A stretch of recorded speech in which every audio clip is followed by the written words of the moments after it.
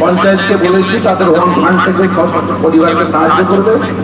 আমি 6টা পরিবারের অ্যাকাউন্ট নম্বর, মোবাইল ফোন নম্বর ইত্যাদি আমার প্রতিনিধিরা এসে নিয়ে যাবে 26 তারিখে। আমি হয়তো 5 কোটার মতো পারবো না, আমি নিজে কিছুটা করবো, আর আমি কিছুটা আমার পরিচিত অনেক পুরানো ভাই আছে তাদেরকে অনুরোধ করবো যে তারা যাতে এই ছজনকে তাদের অ্যাকাউন্টে সাহায্য করে, সরাসরি তাদের অ্যাকাউন্টে মোদিজি পেটিএম করে দিয়েছেন আমাদের, যাতে মাঝখানে কেউ টাকা পয়সা না ছাড়তে পারে।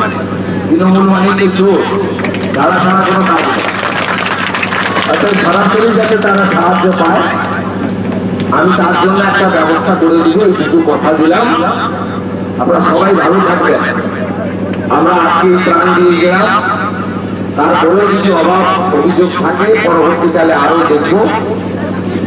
এবং আপনারা সবাই বেঁচে থাকুন, সুস্থ থাকুন।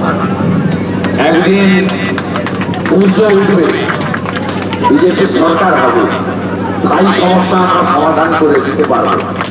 অর্থাৎ আমি আপনাদের আশ্বস্ত করছি, যার হুঁশ আছে সেই মানুষ। আমাদের মোদীজি শিখিয়েছেন সেবাই হচ্ছে কর্ম। আপনারা ভগবান, তৃণমূলের যারা বঞ্চিত তারাও আসবেন, নিয়ে যাবেন। আমরা দলবাজি করি না, মোদীজি শিখিয়েছেন দলবাজি করতে।